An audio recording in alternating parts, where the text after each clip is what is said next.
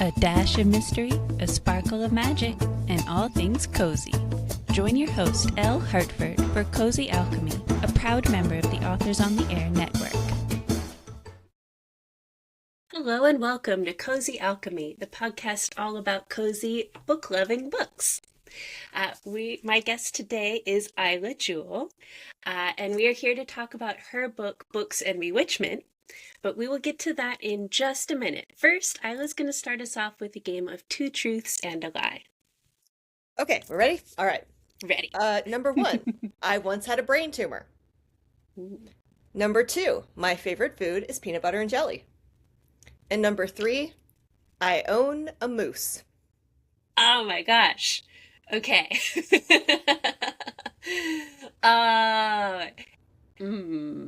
I'm going to try not to ask follow-up questions because that might be cheating, but I'm very, very curious about this moose now. Let's see. We've got a very wild one and very basic. I really want that moose to be true, so I'm going to guess that the second one is the lie, peanut butter jelly. That is correct. I hate jelly. I can't handle any fruit that's been like jelly, jammed, cooked, baked, crumbled. Like if you cook fruit at all, I'm straight out of there. I cannot handle it. I can get on board with that. Apple pie. I am that sort of no. Visceral. I'm with you there. It's such a visceral reaction. I pulled out my headphones. There we go. Oh, I don't want to think about that. That very much because cozy genres, we spend a lot of time thinking about food, so I'm glad we started off right away just dismissing an entire genre of food. Yeah, so I do own a taxidermied moose. His name is Maurice. Okay. So taxidermy, so he was once a full-size... Yeah, I mean, I just have his head and like a little bit of his neck, but I collect really old taxidermy. It's all ethical, where like nothing was killed for me or by me or on behalf of me. It's all like, this is an old dude that they found in a grandpa's barn and his ears all raggy. And I'm like, oh, my boy. Aw, he needed a home. That's he adorable. Did. He's my boy now. And now my car is full of moose hair, which is like 5 inches long. I was going to say, it makes me wonder about your house also, especially knowing that this is a collection of yours. Yeah, he's got a lot of friends. Very nice. And they all have names and personalities. That's wonderful. That's perfect. I feel like that would be a really good setup actually for a book. It's interesting. You'd have to either embrace the macabre or kind of get past it, but either way. There is a taxidermy squirrel in Books Bewitchment. Like, that's a part of the plot. True. Very true. Yes. And thank you for that lovely segue. Books Bewitchment is going to come out. It will have been out, I think, for 2 days exactly when this airs. Could you tell us a bit about it to get us started? Sure. Books Bewitchment is a cozy witch romance. It's set in the North Georgia mountains, in a small, quirky town that's kind of Stars Hollow-esque with a southern flair. It's based on, I lived in Dahlonega, Georgia for a while and really liked it there. And so it's kind of loosely based on my time in Dahlonega and going to the old Dahlonega Literary Festival, which was how I was introduced to that town. And also the first time I went to the Dahlonega Literary Festival is when I got my very first piece of taxidermy. So it's all... Oh, wow. Right in there, coming together. Yeah.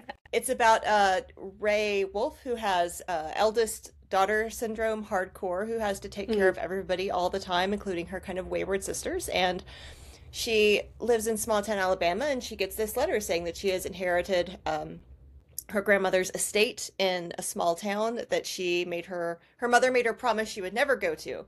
But she has kind of nothing going on in her life, and so she and her pet parrot Doris moved to Arcadia Falls. Lovely. Yes, and mini hijinks ensue. Mini hijinks ensue. Cozy hijinks. Of course. Yes, this is so much fun. Ray, obviously, like, she has many things going on that make her very relatable, including the eldest daughter syndrome. But I think that she begins the book literally saying, no matter how bad my day is, someone in a book has it worse and will still get happily ever after eventually, which I think is just like, for a book lover, that's we're automatically best friends. Like, It's a very Well, book-centric book for sure. yes, right? So what was your kind of inspiration for Ray? Um, well, it's like so I wrote like 10,000 words of this book while I was on a writer retreat in Lake Lanier, which is of course in North Georgia as well. Hmm. And I was just trying to write something really cozy and sweet and small town. And so I wanted to start with a character who is just trying so hard. Like that image of like the duck that's serene on the water and under the Mm, water its legs are like going like crazy where like she's, yeah. as so many people that are young people right now are kind of like stuck where they kind of can't get a job that's going to pay enough for them to, buy their own Uh, house or have, a really settled life. They're kind of, she's trying to find her way and trying to find the thing that she wants to do with her life other than, working in this insurance agency and being kind of generally mistreated and dating her yeah. middle school boyfriend on and off. And so I wanted to give her sisters so that it would have kind of a family aspect and people that she was taking care of. And it kind of just grew out of there, out of, exploring this woman and what would bring her to a new town, what would kind of make her desperate enough to get there, but also hopeful enough to make it work. And then once Mm. she got there, I knew I wanted it to be that she inherits the world's oldest and last video store. Um, because I just, it came from something I said to someone in publishing that was like, "Oh yeah, it's like getting a movie out of the red box." They're like, "Red box doesn't exist anymore," and I was like, "Oh, you haven't been to a small town. I assure you, it does." There are people that are still like, "Oh, we can see Titanic again from the red box at the Walmart," and Right. so kind of trying to bring in that aspect. Had to bring in the boiled peanuts. Because I love me some boiled peanuts. So yeah, it's just I'm a Georgia girl. I've lived all my life in Georgia and a little time in Alabama, South Carolina, and Florida, but most of my life in Georgia. So it's a very Georgia book. Yeah, yeah, I love that. I love that how the world around her kind of fleshes out, right? Just as you're diving into her character. Yeah, and yeah, the video store was a lot of fun. um, okay, now, and going to kind of her counterpart, Hunter, the love interest. He's also very book savvy. And I adored that part when he finally admits to her how very book savvy he is. It's very, very cute. Um, but I like how you had them set up where they have an initial dynamic, like they're from kind of feuding families, so they could have a very enemies to lovers vibe, but they end up being just a lot more adorable. Can you talk a little bit about that? Like, did you have fun with that? Well, the hardest part is just that I've been married for 24 years happily to like my college sweetheart. And so, I'm at a point where like we, have long ago learned how to have conversations and, Mm, I've never been in this relationship of the, like the tragic misunderstanding or, some of the very melodramatic tropes that we see in romance. It's just hard for me because I would yeah. just be like, if there was a misunderstanding, I would just be like, hey, by the way, blah. Like I would just tell you. Thank you. Yeah. Um, so, when you're having characters and you make them, readers and book savvy, they're probably gonna kind of skip that level of relationship 101 and get to a slightly higher level where they're like, "Hey, this is weird. Can we just talk about this?" I love to see um, intelligent discussion about relationships, open consent about Mm, relationships online. Like my very first book is called Wicked as They Come. It's a vampire romance from 2012. And I once had a mom ask nice. me at a panel, like, how would you feel if your teenager went from your YA books to your romance books? Because she was like upset that I was writing both. And I was like, I'd feel good about it Mm. because this vampire romance is, this character insists on consent and adult discussions of their relationship and safe sex. Like, I'd feel great if my kid read it, and she has. So I always like to do that in my books or have relationships that feel safe. And I'll admit it, Mm. like Hunter's kind of like a dream boy. I was just like, what if I wrote the most competent man on earth? Where Oh, he's like, I know. I can build a house, I can build bookshelves. Oh, of course you can make chocolate mousse. It's only three ingredients. Like, oh, Yeah. so nice. I bet he takes Yeah. out the garbage every day. Right. It's total And competence let born. we have to say too, he doesn't just build the bookshelves, he does like the ladder to go on the bookshelves. You get the Like cherry on top. yeah, all the way. I really, really appreciate that though, that idea of like, um, not only that in as authors like trying to write books that are help people like have informed conversations and that sort of thing, but also the fact that the characters are readers themselves, so we kind of see it in action. This idea that like reading can teach you things. Yeah, I've always wondered why more, men who are like, I don't understand women these days. It's like, well, read romance and you'll see what they want, and then compare that to Right, what you're doing and see like, what am I doing wrong? Seems like a cheat sheet basically to, right. what women want. I've never understood that. I It's know, right there, dude. and there's so much of it. It's not hiding at all. Like, and you don't have to be the billionaire chic. You don't have to be a cowboy. Yeah. You just need to not leave your dirty boot prints on the coffee table. That is excellent. Yes, very true. Now, I had made a note specifically because often at this point in a conversation, I will start talking to an author about like their magic system or like fantasy elements because we obviously focus a lot on that on the podcast. And you do have like a very neat magic system in your world that Ray is kind of discovering. But what was even more fun about it, I thought, was how the characters in the world are uh, I don't know, repressing it is the word that comes to mind. It's not necessarily the right word, but like the way that there's this whole kind of lore around it and how we deal with our magic system that kind of becomes its own tension. Can you talk a little bit about that? So here's some lore on the book. This is Mm, actually, I guess I had to do two rewrites of it because I kept writing urban fantasy books, which have, a level of implied violence and threat, a bad guy, and my editor kept being like, cozy, cozier, make it cozier. And I was like, but there has to be a conflict. And she was like, yeah, but nobody needs to be threatened with death. And I was like, I don't understand, but I'll try. Um, so we came to, really looking at the magic system and making it, um, something that was in peril, and that, Ray wasn't trying to save herself from a bad guy. She was trying to give back to the community and right. to fix something, that was broken, which, it felt like not only was she, you know, dealing with generational trauma, which is a thing that I deal with and have written about extensively. Um, but she could stop there, but she doesn't. She wants to really fix Mm. things, and the community has helped her, and she wants to be part of this community too, which feels so important these days. That sense of, I'm not just going to get mine, I want you to get yours too. Yeah, yeah, we can make things better for all of us. Yeah, and especially this idea of asking others for help, which was very revolutionary in the People like doing setting. that. Yeah, yeah.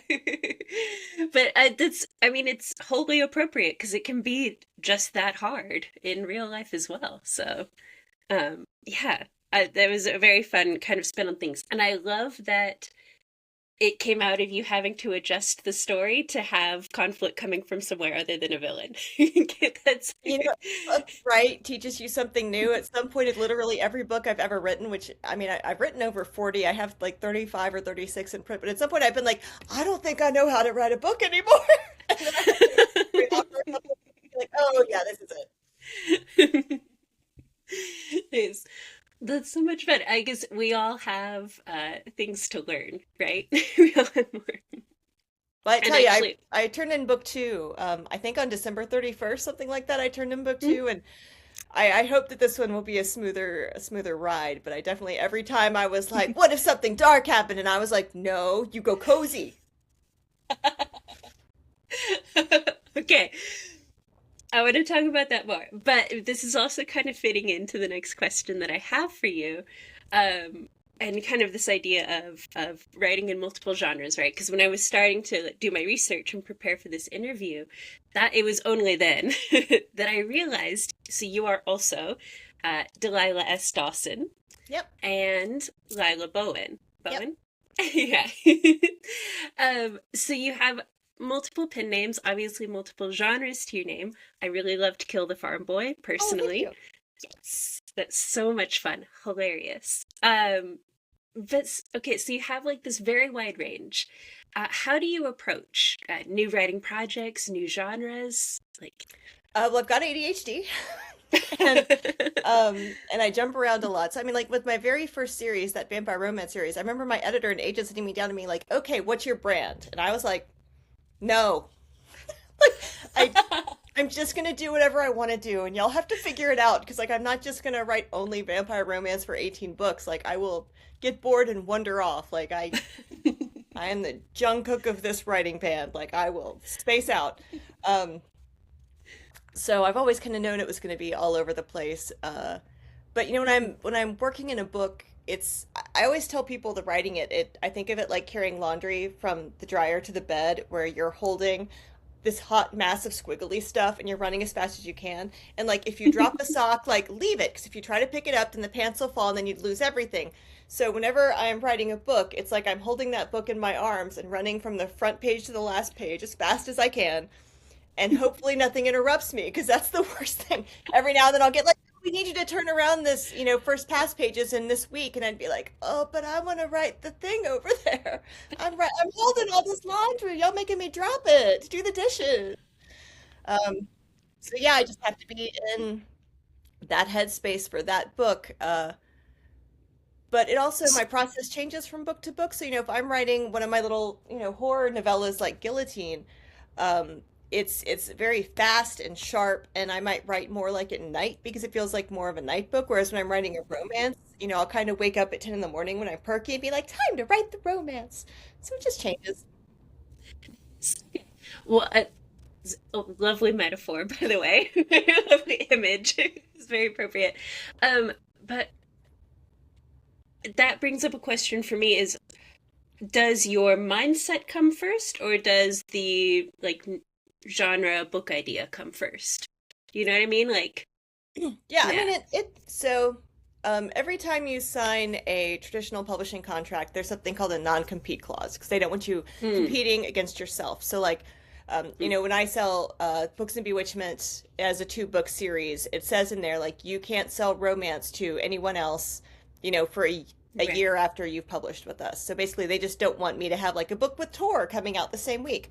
Um, so each time I sign one of those, I have to look and see what else is available. So it's like I'll sign an adult contract and be like, okay, well, I've got spare time now. What can I write? Oh, I'll write a middle grade book. And then I'll sell that and I can't write any more middle grade. And I'll be like, oh no, what do I do now?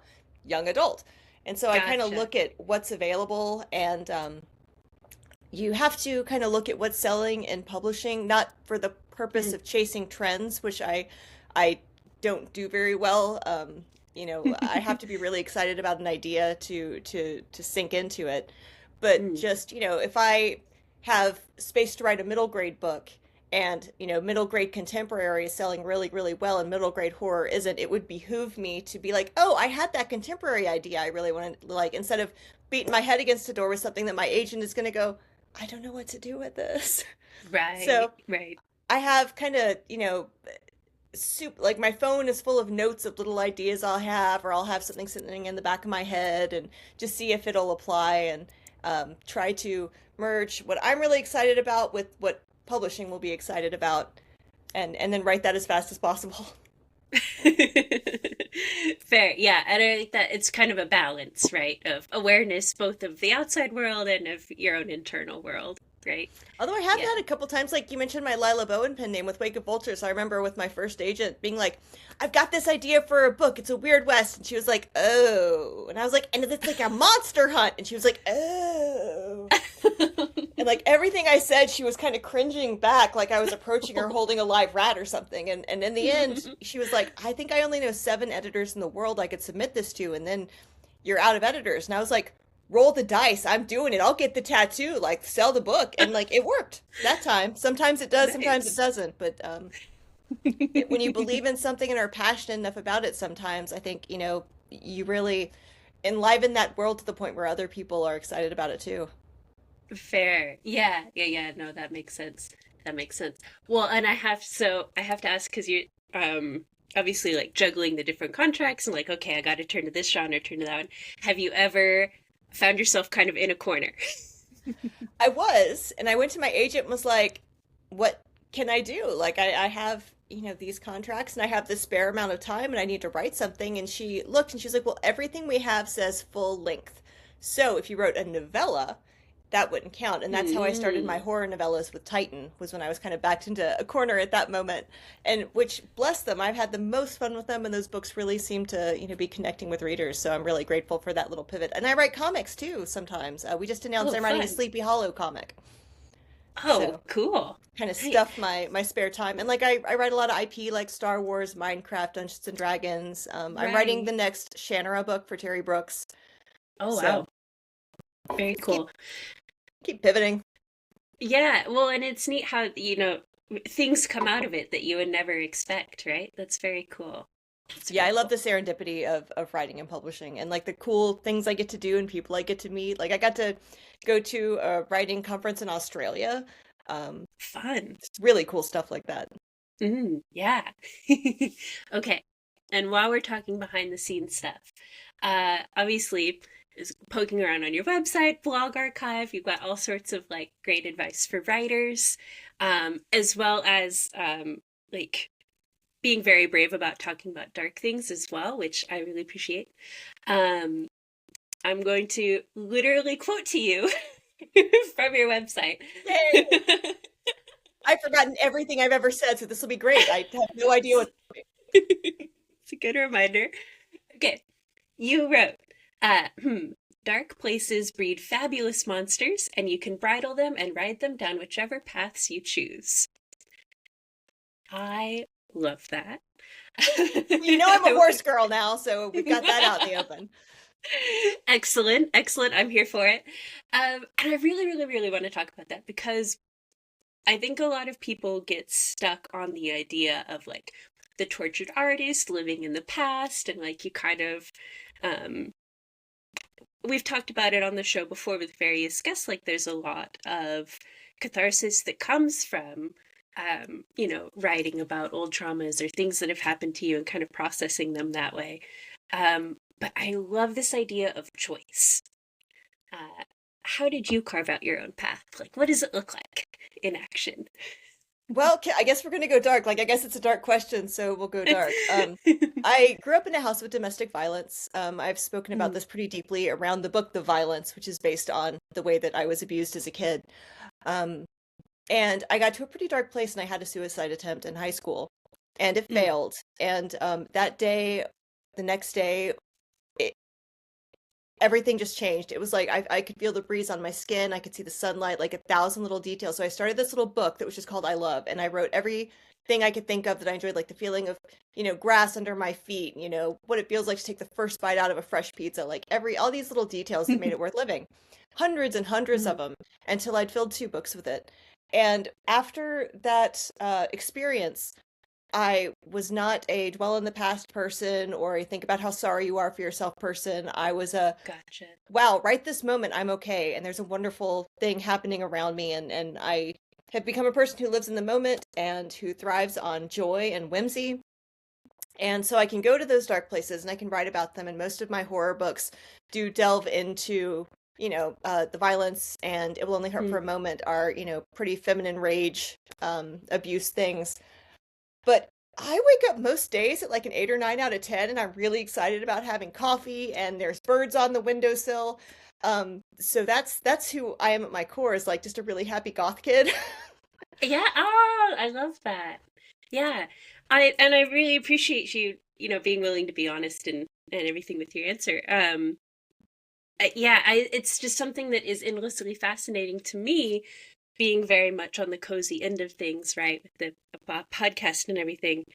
Um, and you get when you're in the cozy space, like you're very aware of kind of this perception of like, oh, it's just light and fluffy, and like it's not real, or or whatever. You're Yeah, talking about a yeah, kitten when you're like, why would you but complain yeah, about it being light and fluffy? Everybody loves yeah, kittens. right. Yes. So I very much appreciate the fact that like we can be very cognizant of dark things, but like we can also, like I said, like make a choice. Yeah. Well, and there's Um, also, joy is what keeps us afloat. Like, there mm, are powers that benefit from us feeling hopeless and downtrodden, and like we can't change the world or find happiness. And finding joy despite that is a special kind of rebellion, and that's what lets us keep Mm, fighting our fights. mm. Absolutely. Absolutely. Um, mm. And, I'll Thank also you. say, like, I growing up with my dad, he was super scared of like he couldn't talk about his feelings, and he was very shy around inner darkness with people. And so I grew up with this feeling of like, maybe it's okay to be dark inside and to kind of shake hands with it and to be like, no, we all have that in us. Oh, And it's okay to visit there. You just don't want to soak and marinate in it all the time. But mm. it's like when you go to a goth rave, those people aren't being sad. They're having the best time of their life. Like they're dressed all in black and they're dancing with joy, like it's it's the memento mori. It's like, okay, yeah, we're gonna die, but like Mm. right now we're alive and we're loving it. Right, right. Yeah, yeah, yeah. Yeah, and let's make it something that gives us that joy, right? And let's make it something beautiful. Yeah, I like that very much. Okay. What is next for you? You said that you've submitted book 2 for Books and Bewitchment, right? So we know that we're going more places with that. Is there anything you can tell us about it? Well, I can't tell you too much because I haven't heard if my editor likes it or not. Fair Whatever I tell enough. you could change. I can tell you it's following one of the sisters who will also be Okay. joining Ray in Arcadia Falls. I can also tell Nice. you that there's currently one other story in the world set in Arcadia Falls. It's called Mhm. The Bartender and the Beast, and it's in an anthology called Canines and Cocktails that my friend Kevin Hearne did through his Horned Lark Press. There's a novella by me, a novella by Chuck Wendig, and a novella by Kevin. But that's Mm. kind of like the first thing in Arcadia Falls that got out in the world, that Oh, follows a character fun. from the book. And then in April, there's going to be an anthology called Paranormal Payback by Jim Butcher and Carrie Hughes, and I have a an Arcadia Falls story in that one as well. That's called A Midsummer Night's Scheming. So there's as I get invited to anthologies, hopefully I'll get to introduce more like minor characters from this world. Um, Mm. this year, and I'm going on book tour, which I guess if I'll be in the middle of book tour when Fun. this comes out, I think. So if you're in the South Mm-hmm. around Tennessee, Kentucky, the Carolinas, and then Georgia, we have Love Y'all Festival in Decatur on Valentine's weekend. So I'll be like out and about at all that stuff. My Nice. Instagram, you can see all of that there because I'm having to talk about it incessantly. My I Instagram is bet. at Delilah S. Dawson. And then I've got 3 more books out this year. Woohoo. Nice. One is a secret book, which I can't tell you about. One is the next Shannara book with Terry Brooks, which is called Brona, Mm. which is up for pre-order now. And the fourth one will be my next horror novella from Titan, which will be called Monstera, like the plant. Very cool. How fun. Yeah.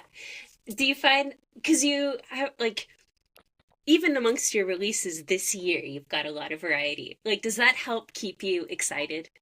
Oh yeah, yeah. I No. love I don't know, it's like going to a buffet, like you're like, oh Hmm. yeah, I'll have a little of that and a little of that and a little of that. Yeah. Like nobody wants to just eat chicken every day. So and it also they all have different little I really enjoy the parts of being an author around going to conventions and meeting readers. And they Mm, give me chances to travel and meet new people and hang out with other writers. So I get very excited around that as well. Like I know I think I get to go to Emerald City Comic Con and see Terry Brooks and maybe fun. do some stuff with him. And um, in the fall, I'll have some horror events because when you write horror, you get invited to some horror stuff. So I get very excited, shifting from one to the other and kind of getting to see new places and talk to new people. Yeah, that's a lot of fun. Okay. All right. Okay. I ask this of everybody. What advice would you give to yourself if you could go back and talk to yourself when you were just starting out? What advice would you give? I mean, I wouldn't change anything because I don't want the butterfly wings that would have me end up anywhere other than where I am right here. Mm-hmm. Um, but I can tell you that I used to have at least one book every year that I would write, and my agent would be like, I can't sell this, or this is, tragically flawed, or, I Mm. would call it a punk book where it was like I was like it's like when a cat throws up a hairball. You're like, okay, well we got that out of the way. But it felt like a waste of my time because that's 3 months gone. And then I read this book called Story Genius by Lisa Cron, and it Okay. really teaches you how to workshop a book, to outline it, to connect character arc to the plot, to the theme, so that you kind of know what you're doing every step of the way. And it still leaves enough play where it's like, I don't know everything I'm going to write every day. It's not like a 40-page outline. It's just, I have, this guideline. It's like going on a road trip. Like if I know I'm going to the Grand Canyon, like I don't need to know everything, but I'd like to know I'm going to stop at Dollywood and I'm going to, stop at the world's largest ball of twine. Like I like to know my end result and a couple of stops along the way. So that book changed my life. I don't write punk books anymore because I get all that work done at the front so that they're never fatally flawed. So I would give baby me that book the day it came out and be like, this is your Bible. Nice. It's a strong endorsement. It's very good. Okay. Right. Okay. We're about to head into our final question. So I will say thank you very so much for being here. Thanks so much for having me. Yeah. And you mentioned your Instagram. Is there anywhere else you'd like readers to find you? Instagram is it's probably the social media that I use the most and that I respond to the most. And then I'm also on Blue Sky and Threads. Everything is at Delilah S. Dawson. So that's Blue Sky, Threads, Instagram. I have a Facebook, but I don't go there very often because Meta makes you click through 5 pages and it's just a huge pain. But yeah, if you talk to me on Instagram, Blue Sky, or Threads, I'm happy to talk back, to answer questions. I've had people be like, where do I start with your backlist? And I'm like, okay, let's talk. I can help you. That's what I'm here for. And I will be on tour. So not only can you come to any of those events, but you can also pre-order books if you want like a signed, stamped, sticker stuffed book. You can pre-order them for pickup or shipping from most of those stores. I think I'm hitting 6 stores. Nice. So it'll be spread around. Cool. And I mean, my website at DelilahSDawson.com. I'm so bad at keeping up with it. Like I'm so bad at it. I don't think most people use websites a ton these days. Aside from me, I don't know. I think you're probably right. Nonetheless, I will have your links in the show notes so people can find you. And now, our final question. What is one win that you've had in the past week? Could be anything. Oh, man. I found out yesterday that I'm on the preliminary ballot for the Stoker Award for my middle grade book, Ride or Die, which is just a really big honor and very excited. So, yeah, like if you're a Stoker voter, if you're in the HWA and you read for horror and you want to vote for Ride or Die, like, it's beautiful. It looks very 80s. There you go. Yeah. Nice. Congratulations. Thank you. Woo! And again, thank you very so much for being here. And for listeners, I will talk to you next time. Bye! Cozy Alchemy is brought to you by Authors on the Air, and our theme music is by Cyberwave Orchestra. For everything else, blame Elle. You can find her online at ellehartford.com.